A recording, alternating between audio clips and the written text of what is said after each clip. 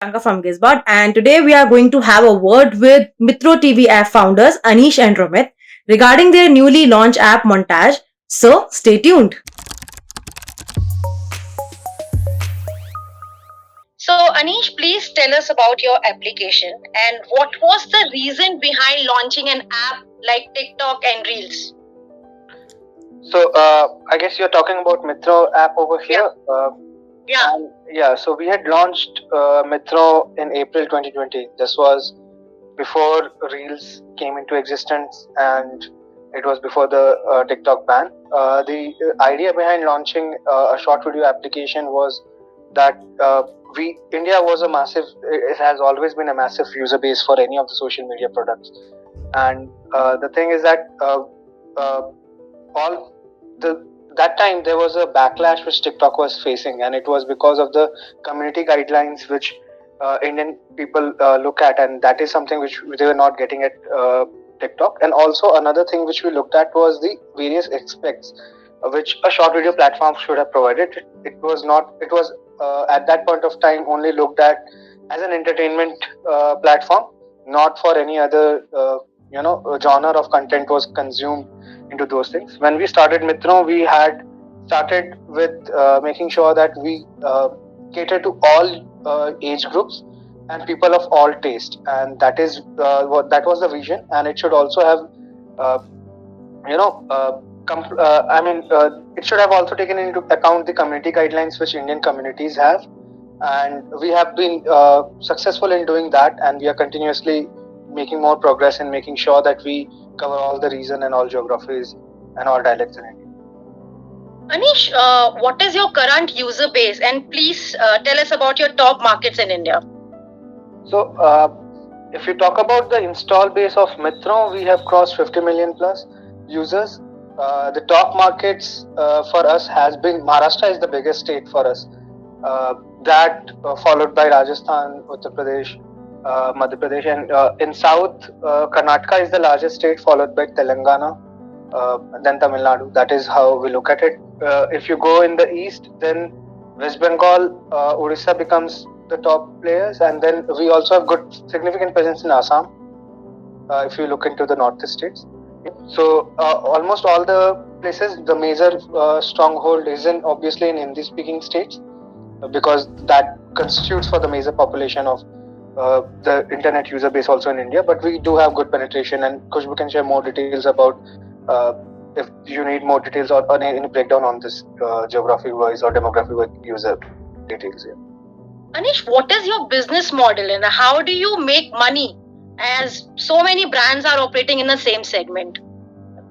So the idea for us, we have always been advertisement free when we launched Mitro, and the idea was not to since see the thing is the users on the short video platform have a very small they are not here to spend a lot of time. When you walk into a YouTube or a Netflix, then not Netflix but YouTube, then you are actually taking out some time to watch the content, and you're okay with ads over there, and that also actually disturbs you.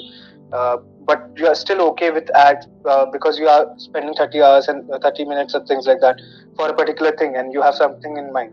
When you come to a short video platform, you are actually trying to spend some time or pass some time, and you are mostly into exploration mode.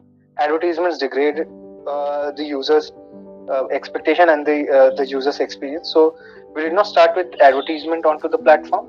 The way we looked into monetization was that if we are able to create support micro entrepreneurship onto the platform, and have all this long tail of creators actually earn from the platform, in the end because we act as a platform, we would also start making revenue, and that is how we had started on Mitro. We started with monetizations platform with our first year anniversary, that we launched it in April, and only 1 quarter has passed by, and this is still in early experimentation phases. But we launched with on-demand services, we launched with Mitro Academy, and we launched with Mitro Club. So these were the three uh, ways in which we wanted creators to monetize themselves or their content onto the platform, and in turn obviously platform will earn if the creators onto the platform are able to earn. But like I said, these are all in early experimentation phases as of now. How do you control all content? So content moderation, and I have been vocal about this earlier. It is a very important part of any social media platform, and we also have been from the early days. We have been very much focused on it. There are multiple ways in which it gets tackled. We have, I mean, it is both manual as well as automated. So there are certain AI components which takes care of basic things like violence detection or profanity check and things like that. Audio, and if it is subjective or demeaning for a particular section of society and things like that, those do not get captured in the AI part, and that is where we associate risk factor with users. So if you are a new user onto the platform, your risk factor is very high, and every content which you upload gets to manual moderation. As and when you mature with the platform, your confidence score increases and the risk factor decreases. Every content uploaded goes to the AI flow. Then we have user reporting.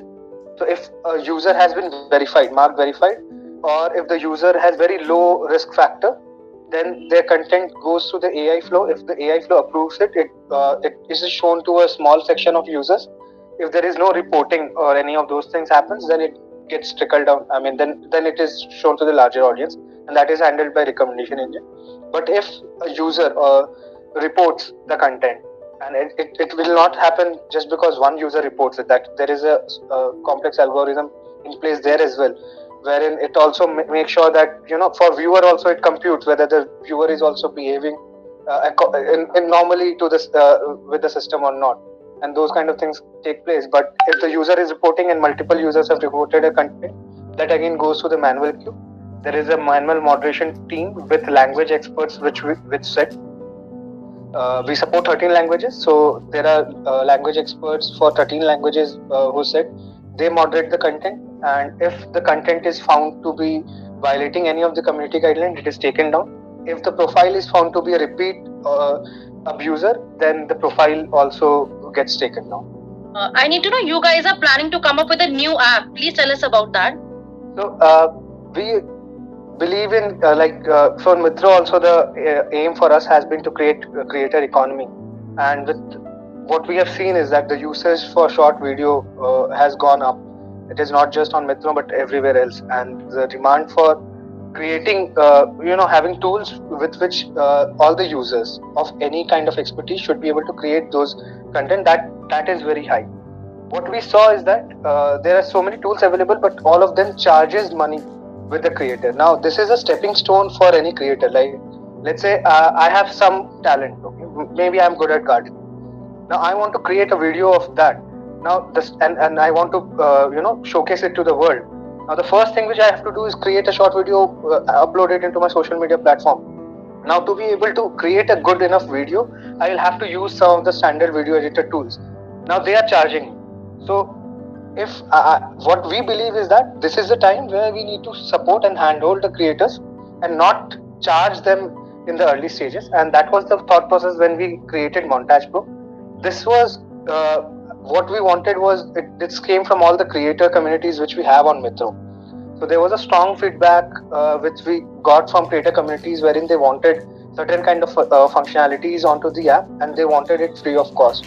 What we did is that we bundled it all together and we created a standalone app which gives you all the required features, and not just for budding artists but also for advanced creators. We have picture-in-picture, transition, and all those controls which are available for creators free of cost, with the 300 plus effects, a lot of filters, and you can add your own watermark so that if you want to promote your own brand or create your own brand, you're able to do that, and all of those things are available free of cost for the users. So what it does is that it gives them the control. So if they are not able to create content, then they will not be able to get those followers which they are looking for and make their own brands and become famous. So I think this is again another step in which we are trying to help the creator community. And there are a lot of things which are in pipeline when we look at Montage. We have launched it a couple of months back. We are seeing good traction. We have got more than 5 lakhs of installs with the 4.5 plus rating on Play Store. And we are engaging, the thing is, we do not want to rush into anything over here. We have been growing slowly and consistently here as well. and we are working with creator communities very closely. So Rumit, I want you to talk about all the feedback cycle and how exactly we take it to user feedback and how do we go about the product development. Rumit is the better person. Absolutely. So, Priyanka, first of all, thank you for taking the time. Not formally introduced. My name is Rumit. I'm VP Product. Fancy titles and stuff like that, right? So the thought process, the way we function at specifically for Montage Pro has been the methodology that we've really adopted is that it's agile in its development and very nimble in its form of communication. What do I mean by that? The developers, the designers, and the product managers work very closely to actually understand the consumer feedback. And there are various sources of understanding this feedback, right? There is passive ways of understanding, which is basically trying to see if the user is doing standard analytics, and there are active ways of actually understanding consumer behavior by looking at reviews, having conversations with customers. I remember there was this one time where there was this customer who was facing a technical glitch. I think it was a Sunday, and she put out a review on the Play Store, and we said, can you jump on a call with us? And the customer came on a call with us, and we solved the problem for the customer. Delighted fellow, delighted lady. She was from Australia, by the way. So I think that the way we're really building this product is one of a kind. The kind of features that we're giving to the customers free of cost is one of a kind. The other thing is that, like Anish mentioned, right, the objective of this platform is to, one, cater to the new set of rookie users who really don't know how to create videos, probably will want to create a slideshow of some sort, take a couple of pictures and upload them. For that, we provided them with amazing filters and effects. Whereas you would probably have someone who is a little more advanced and pro, who understands how to cut, trim, chop, probably have different aspect ratios of videos and stuff like that. For them, we have specific features. In fact, we were very, very bullish about the PIP feature when we launched it. So PIP is essentially a picture-under-picture, largely used for things like memes and used for references, used for videos where you would want to do some kind of showcase of a product and so on and so forth. So we've seen really good responses there. As I said, we have more than 10,000 ratings on the platform, and 11,000 actually as we speak today. All of them are we've got a 4.5 star rating on Play Store, and that is actually pretty decent. So we're working very closely with the team. It's a very agile way of working. Every 2 weeks we're kind of releasing something or the other. So it's a very high energy, high dynamic, I would say a dynamic environment within the team. And of course, Shivanka and Anish have really supported in making this a success. Okay. So yeah, that's where we're at. So what is your target audience with the new application? Good question. Great you asked. Anyone and everyone wants to, one, look good, has the or wants to become a video creator. Not necessarily a person who is, a digital influencer. I mean, today if I actually go out for, I go for a small vacation. I mean, I'm hoping that that'll happen soon, but if I go for a small vacation, I come back, I have a bunch of photographs. I want to create a collage. I want to create, let's say, a slideshow of all the videos. I can do that as well. So it's for everyone, for a serious creator as well, for an Instagram influencer as well, for maybe a TikTok or any other social media platform. As a matter of fact, where there are creators who look at this as a very serious mode of investment. For them, it is available as well. So in one form or the other, anyone who has creative in their title or subtitle in their life, I think they'll be able to use this application. So what else we can expect from Metro TV app and Montage app? In the future, yeah. I think what we're right now doing is, and this is a constant conversation internally, right? The roadmap. Me and Anish keep fighting about it, but I think more often than not, we kind of come on the same page. What we're really looking at is to take the application offline. Right now, it works on the internet. We're going to kind of make sure that it works offline. We're going to expand our Rumit, you are talking about the newly launched app or the Metro TV app? Yeah. I'm talking about Montage Pro and Mithro TV. Maybe Anish will probably want to kind of cover that bit. I think he's given a glimpse of what are the kind of things that we are going to be doing. But nevertheless, I'll give you an idea of Montage and maybe Anish can take over on Mithro. On Montage, we're really looking at making sure that the product is available offline as well. That means if you don't have an internet, if you're you're commuting, if you're in the plane traveling, you should be able to access its basic features. We're also expanding our library set, which is more effects, more templates, more filters, more text boxes, more text styles. We probably look at integration with Jiffy and those are the platforms that actually provide stickers. We'll also be looking at providing pre-made templates for users, which is essentially you just dump in a bunch of photographs and say, hey, listen, choose from 15 templates and a video is made within 5 seconds. That kind of stuff, so that we can cater to a different set of audience as well. I think that's what we're expecting in the future. Of course, more stability, more robustness. Those are aspects on the technology front that we're anyways tackling. But from a future perspective, those are the kind of things that we're looking at. Over to you, Anish. Yeah, like Romit rightly covered. So Montage is completely focused on creators, and like Romit mentioned that we want to support all kind of users who want to create a video.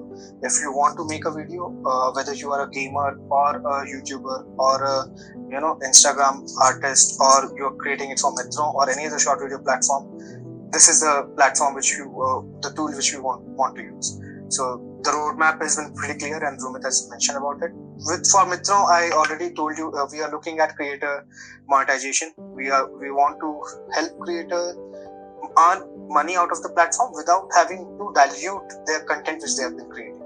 So we don't want them to create ads to earn money. Essentially, how can they earn money out of the content which they're creating? I spoke about 3 features which we have launched about. Those are all in early experimentation phase. And I'm sure Khushbu will touch with you again whenever we have some good results to showcase. Thank you, Anish. Thank you, Romit. Thank you so much.